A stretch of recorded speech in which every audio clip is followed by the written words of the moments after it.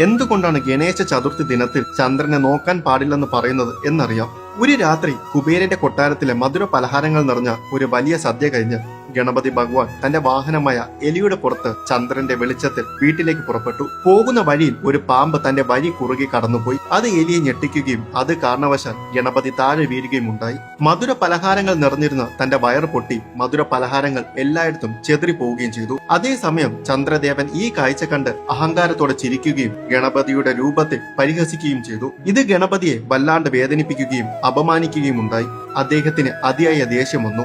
ദിവ്യമായ കോപത്താൽ തന്റെ ഇടതു കൊമ്പ് ഒടിച്ച് ചന്ദ്രന് നേരെ എറിഞ്ഞു. എന്നിട്ട് ചന്ദ്രനെ ശപിച്ചു. നിന്റെ പ്രകാശം നശിക്കുകയും നീ അപ്രത്യക്ഷനാകുകയും ചെയ്യട്ടെ. ഭയന്നുപോയ ചന്ദ്രൻ പ്രവേശിച്ചു. അങ്ങനെ ഗണപതി ശാപം ലഘൂകരിച്ചു. അതനുസരിച്ച് ചന്ദ്രന് എല്ലാ മാസവും പൂർണ്ണമായി പ്രകാശിക്കുന്നതിന് പകരം കറുത്തവാവും വെളുത്തവാവും ഉണ്ടാകും. കൂടാതെ ഗണേശ ചതുർത്ഥി നാളിൽ ചന്ദ്രനെ നോക്കുന്നവർക്ക് മിഥ്യാദോഷം സംഭവിക്കുമെന്നും ഗണപതി ശപിച്ചു.